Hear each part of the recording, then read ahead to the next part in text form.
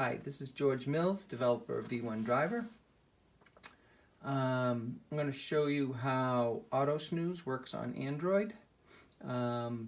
This is a pretty cool feature in that it is really designed to handle blind spot monitors on cars as you're driving, especially in traffic.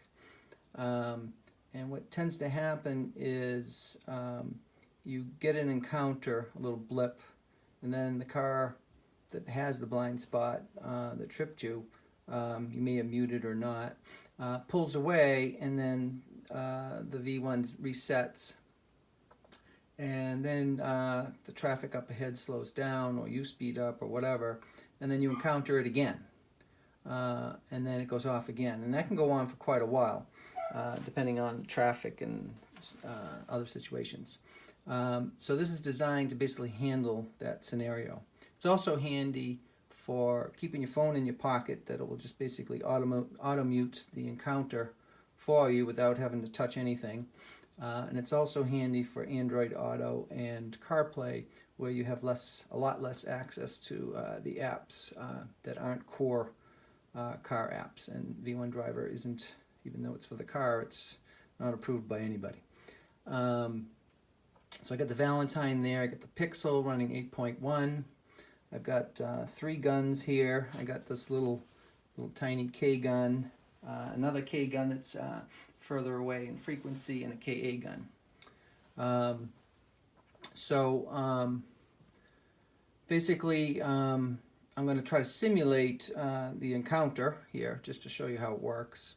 I have Savvy shut off on the phone, so I'm going to hit the KA gun here and trip it. And unfortunately, I had the gun too close. It tripped the KA as well. It ghosted. I kind of overloaded it. But if I hit it again, now it noticed that it's the same frequency on K and engaged the Auto Snooze. Now what's going to happen is every time it sees that frequency, it's going to immediately mute it. And it did. And every time it does that, it resets the snooze clock. So that way you can set this timer to be fairly low. What you're setting the timer for is what's the longest span of time that you won't see it. And 2 minutes is actually not a lot of time. You can actually set it a little higher. I set the default to be a little conservative. You can probably set it to 5 minutes pretty safely too. And 5 minutes of no encounter is a pretty long time. But see, if you can see it says 1.6 right now, that's minutes, and if I hit it again, it immediately mutes and sets it back to 2 minutes. What's really powerful about this is you're still protected. So I'm going to shoot the KA gun here. I'm not going to get too close, otherwise it gets upset. And what it'll do is it'll cancel the snooze and unmute the V1. And notify you immediately that there's a KA around. What's really cool now is you still might be driving along next to that K, and the snooze is still going. So if I hit the K again, now you just, the KA is gone right now, and you get the K, and it immediately snoozes and resets the counter again.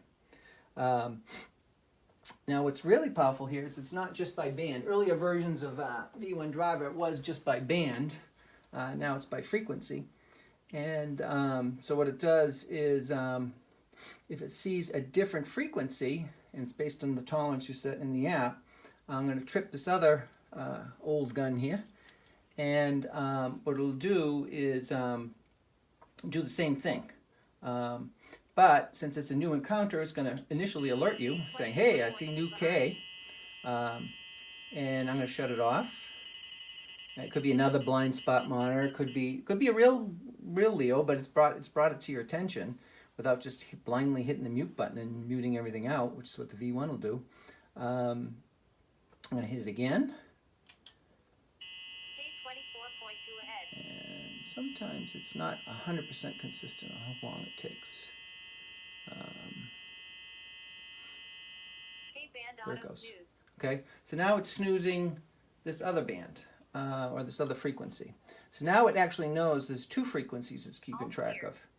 So if I hit this gun, I'm going to still back it away here. Otherwise it does bad things.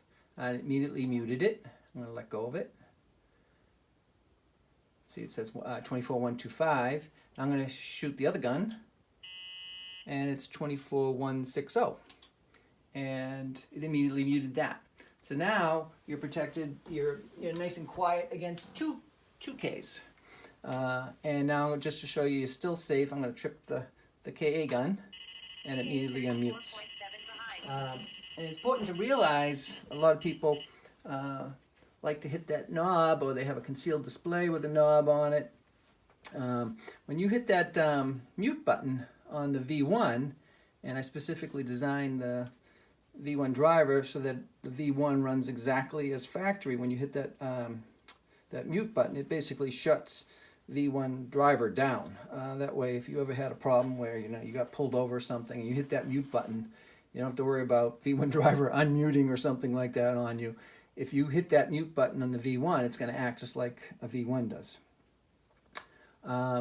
So just to show you what the V1 does in that case, I'm going to clear the snooze here. Come on. And I'm going to shoot my gun here and mute it the old-fashioned way. And now, if I shoot this KA gun,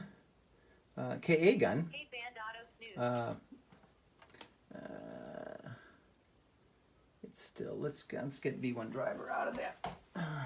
All clear. Just so we know we're not influencing it at all. And let's do that again. So I'm going to hit the V1,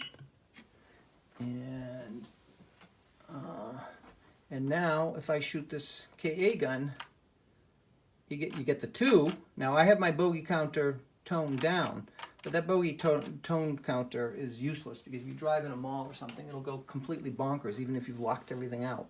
Now even though, and it's got quite a long hold time there. If I'm hitting the gun here and tripping it, but it's still muted, and it's muting everything.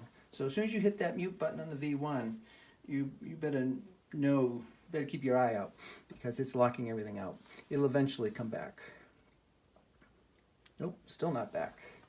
This is straight factory V1 behavior, but V1 makes it smarter. Come on. This is just factory behavior. You gotta wait like a good 20 seconds or so. I don't know how long it is.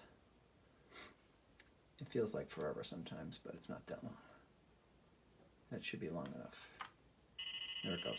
Okay. Try that with your radar detector or your app and see how things run. I think you'll be surprised. And give V1Driver a try. It's free to try because you can just return it if you don't like it. Thanks.